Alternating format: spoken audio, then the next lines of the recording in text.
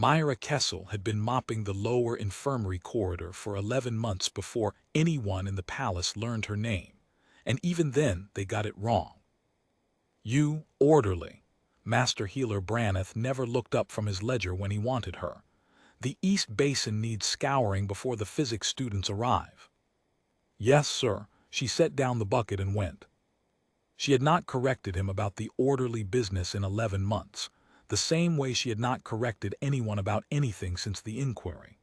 When she'd first come through the gate with her old field case in her old steady hands, Branneth had taken one look at her travel papers, foreign script, no court seal, a accent he couldn't place, and decided she was a charlatan or a spy or both.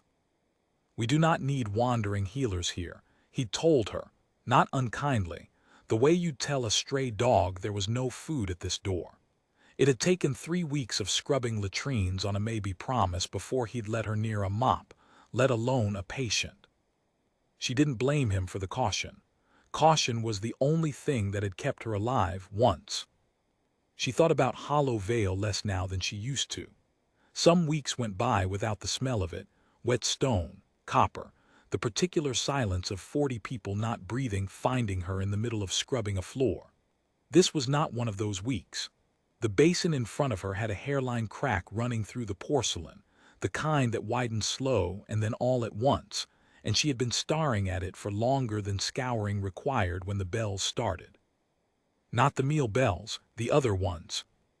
By the time she reached the upper gallery, drawn by instinct, not invitation, nobody had sent for an orderly, 3 royal physicians, and 2 traveling specialists were already arranged around the princess's bed like a failed siege. Leora Vernal was 16, pale violet-skinned with the faint luminous undertone that ran through the royal line, and she was the color of cold ash.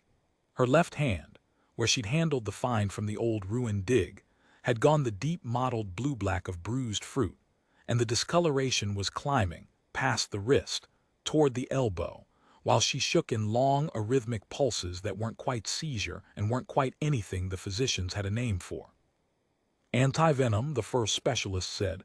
"It did nothing." "Bleeding the limb," said the second. "It did nothing and cost the princess a half-pint of blood she didn't have to spare." Master Healer Branneth tried a sedative draught strong enough to fell a warm-out. Leora's pulse only climbed faster, like the toxin was feeding on the calm. Myra stood in the doorway with a scouring rag still in her fist and watched 4 educated men fail in 4 educated ways, and felt the old cold drop through her stomach, because she had seen that exact shade of blue-black climb a person's arm before.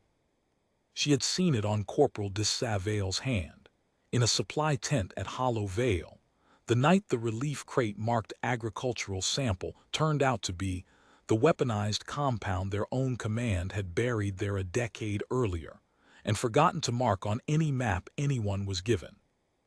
"It's not a venom," she said. Nobody had asked her, nobody turned around. "It's not a venom," she said again, louder, and this time Branneth did turn, and his face did the thing she remembered faces doing right before doors closed on her. How would the orderly know that? She watched the suspicion arrive in him like weather. "Get back to the basin," he said. "Sir, I've seen this. I know what it—" "You know what it is?" One of the traveling specialists laughed, short and ugly. "A scrub woman with foreign papers walks in during a royal crisis and announces she knows what it is. Master Branneth, I'd have her searched before I'd have her near the bed." The old training held her spine straight even as the old shame tried to fold it. Of course it looks like that from outside. The wrong knowledge, arriving from the wrong mouth, at the worst possible time, had gotten her drummed out of the Greywater Corps and stripped of rank and quietly erased from 3 separate official reports. She knew exactly how this looked. She also knew exactly what was happening to that girl's arm, and how little time was left before it reached the heart. It was the king who turned around. Orveth Vernal had said nothing this whole time, standing at the foot of his daughter's bed with both hands pressed flat against the carved frame like he was holding the bed to the floor by will alone. "You said you've seen this," he said. "Where?" A long way from here, Your Grace. A place that isn't on any chart anymore. She made herself hold his eyes instead of the floor, which felt like relearning a language. I can save her hand. I might be able to save more than that. I need clean brine, a cold draft, and a root that grows wild outside your west wall, duskroot, the bitter kind nobody bothers to pick. And I need everyone who isn't holding something to leave the room. She is a scrub woman, Your Grace, Branath said, with the particular gentleness men use when they think they're protecting someone from their own foolishness. The king looked at his daughter's arm. The blue-black had reached her elbow while they argued. She is the only person in this room who has said a sentence that means anything, he said. Get the brine. What Myra did to Princess Leora Vernal over the next 2 hours was not glamorous and would have looked, to anyone watching, almost insultingly small. She packed the discolored arm in linen soaked through with chilled brine, not frozen, never frozen, cold enough to slow the toxins crawl through the blood without shocking the tissue into worse damage. A balance she'd learned by getting it wrong twice on people who hadn't survived her learning it. She crushed bitter duskroot into a wet paste with the flat of a spoon, the same way she'd crushed it in a supply tent with artillery sound in the distance, and packed it directly against the worst of the discoloration under fresh wrapping, leaving a finger's width gap at the wrist, so she could watch the color and re-wrap when it crept. Then she sat on a low stool beside the bed and did the slowest, least dramatic part of the work. She waited and rewrapped and waited and rewrapped, drawing the poison out a half-inch at a time the way water draws through a wick, for as long as it took. It took most of the night. Branath came and went, increasingly silent. The king did not leave. Somewhere past the second hour, Leora's shaking eased into something closer to sleep than seizure, and the blue-black line at her elbow stopped its climb, held, and almost too slowly to be sure of it began, very faintly, to recede. By dawn the princess's hand was the wrong color in a much smaller, much less frightening way, and she was asking for water in a thread of a voice. And Myra Kessel was sitting on a low stool with bitter root under her fingernails, too tired to feel anything resembling triumph. It was the steward, Lord Calric, who found her there an hour later, with a sheaf of old papers under his arm and an expression she did not like at all. This wrap technique, he said slowly, the brine and duskroot sequence, the exact half-inch interval. He set the papers down in front of her, and she recognized, with a slow lurch, her own handwriting, 10 years younger and far less careful, in a casualty report she'd written, and that her commanding officer had buried so deep she'd assumed it had been burned.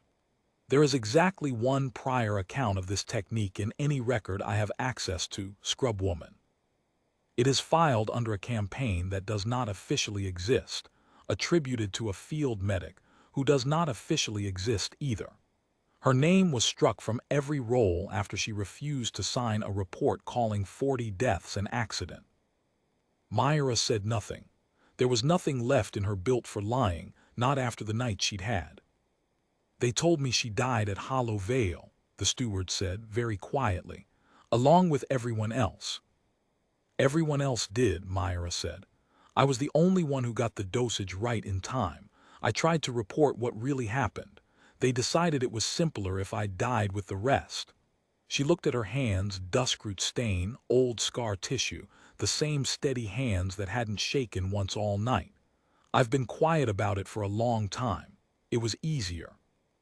What happened next was not the fairy tale a person might have written for her, and she would not have believed it if it had been. There was no crown offered, no dramatic restoration in front of a cheering hall.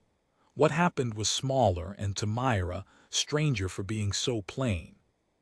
King Orvath had every false record concerning the Greywater Corps last campaign formally annulled within the week. Not as a favor to her, he said flatly, but because a lie that size, left standing, eventually poisoned something larger than one woman's name. Her rank was restored on paper she would never personally use again, for an army she had no wish to rejoin. And in front of the full court, with Branath standing close enough to hear every word, The king addressed her not as scrub woman, not as orderly, but by the rank 10 years of silence had stolen from her. Field Medic Kessel, he said, of a corps that no longer exists, who has now twice in her life been the only person willing to say the true thing in a room full of people saying the comfortable one. The crown owes you a debt it can only partly repay, and I intend to spend the rest of my reign trying. She did not weep, because she had used up most of her weeping a decade ago, in a supply tent, over people whose names this court would never know to honor. But she let herself be saluted, really let herself, instead of flinching it off the way she'd flinched off every kindness for 11 quiet months. And when Princess Leora, her arm in a sling and her color mostly returned, asked very seriously if the scrub woman might come and check on her every morning, Myra said yes before the king could even finish offering her a title for it. She kept the mop. Nobody had asked her to, and she didn't tell anyone why. Some mornings she still scoured the East Basin before the physics students arrived, alone, in the quiet, the same way she'd once kept watch alone over people who hadn't made it. Except now, when she finished, somebody upstairs was still breathing because of her hands, and that was a kind of arithmetic that hadn't balanced for her in 10 years. It balanced now, not all the way, but enough to walk back into a room without flinching, which, for Myra Kessel, was its own kind of victory nobody else in that palace would ever fully understand.